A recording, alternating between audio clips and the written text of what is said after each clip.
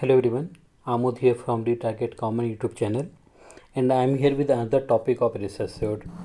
So in previous videos we are learning to create JSON object or JSON array payload using POJO classes. In this video we are going to learn how can we convert the response, a JSON response. Like JSON, we can get the response as JSON object or JSON array, right? Considering only JSON.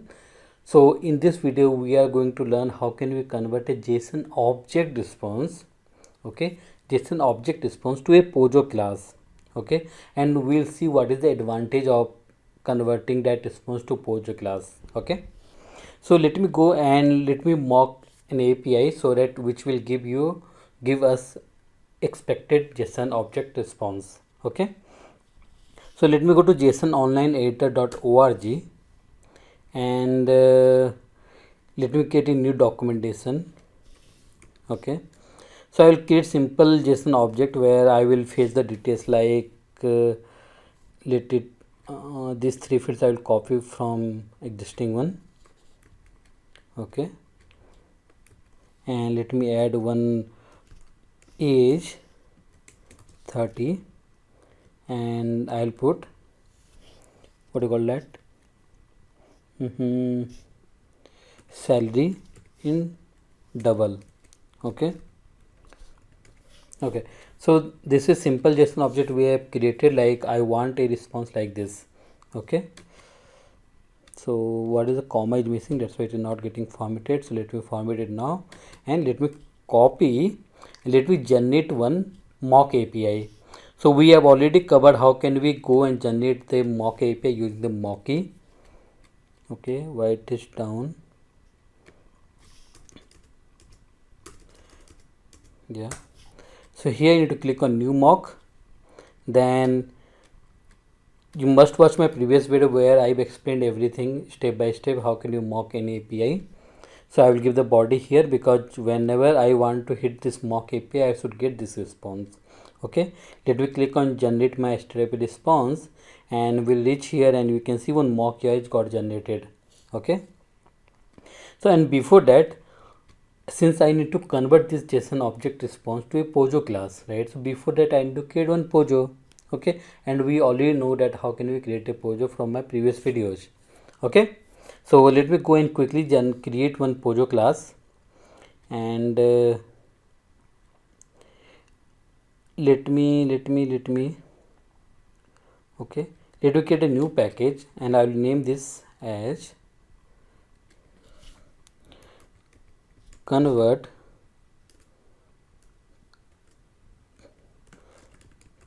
response to POJO.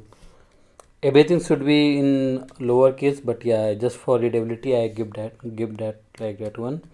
So let me create one POJO and that POJO may be employee, okay. Just a simple class name, that doesn't matter at this here, okay. So what I need to do, since first name is string, so let me put one private string and the same name, right, okay. So same thing for last name and for others. So I have already covered this concept like how can we create the POJO and all. If you have not watched my previous videos, go and watch that, okay. So same for profession, private, again string and profession. So I missed one white space here, let me give this space, and then age is integer, right. So we need to do private int age, then private double salary, right, salary is double, so I gave the double. Let me quickly generate the setter and getter methods.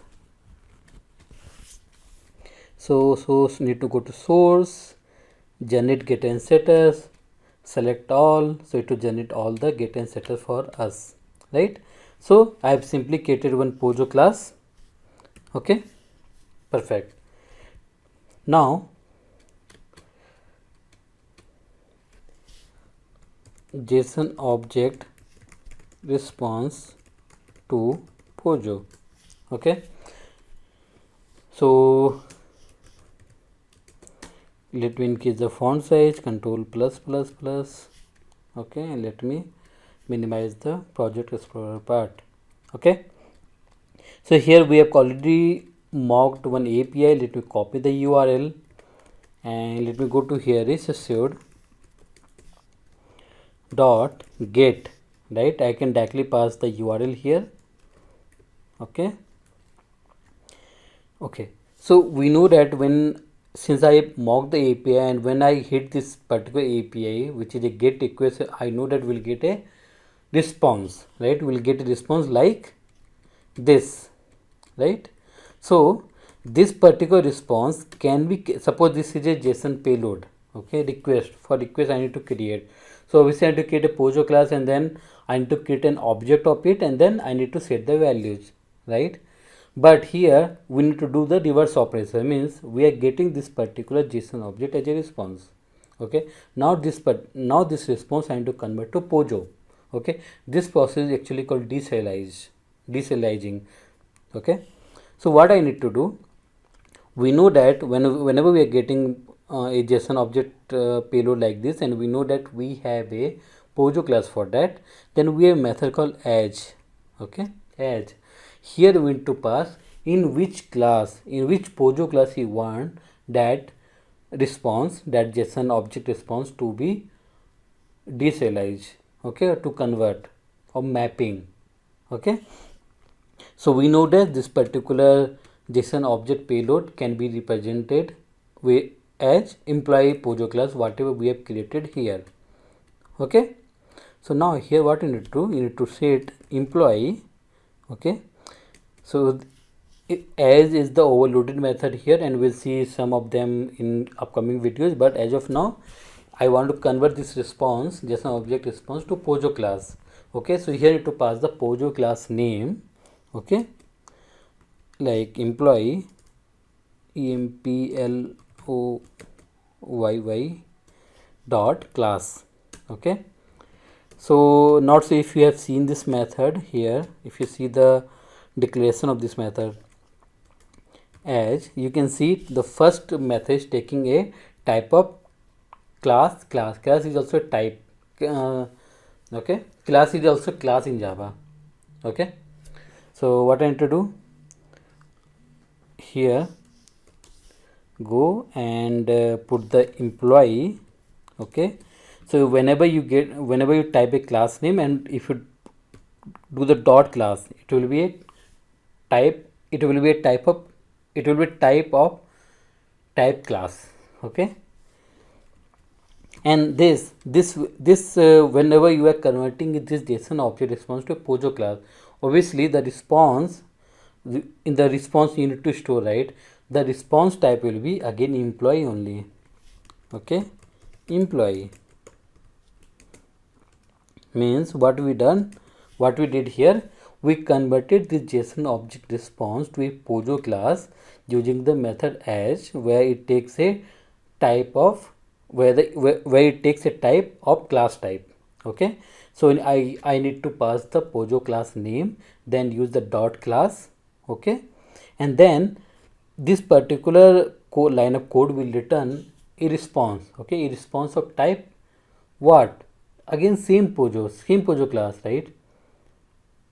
You remember that earlier we used to use get first name, so get first name returning a string, that's why you storing that value in a string variable.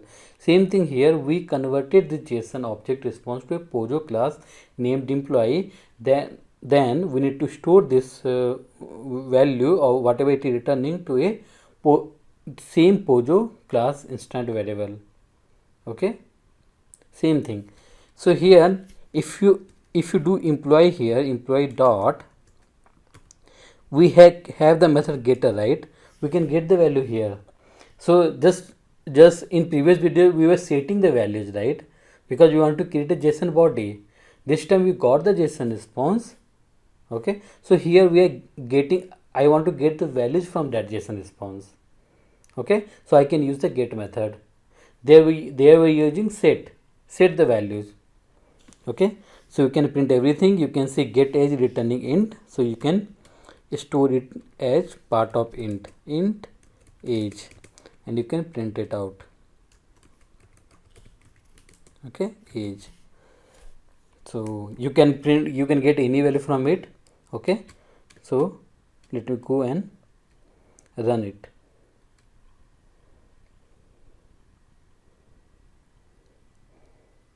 Okay, so hopefully it's done and give me the value is 30. Okay, so this is the very basic concept where which you need to follow. How can we convert a JSON object response to a simple POJO class? Okay, you need to use the edge method. Okay, and that you need to store the response in the same POJO type, and then you need to use the get method. Okay, you need to use the get method. Okay, so that you can get the value from that JSON response, and you want to assert whatever you want to assert. If you want to pass to some other variable or other API, you can use there as well. Okay, so this is for simple JSON object. In next video, we'll see how can we go for nested JSON object. Okay, but main thing, your basics should be clear. Okay, this is the basic which you need to follow. Okay, so see you in the next video where I will teach you about how can you convert the nested JSON object into POJO. Okay, so if you like this video, please like, comment and share with others, and please subscribe.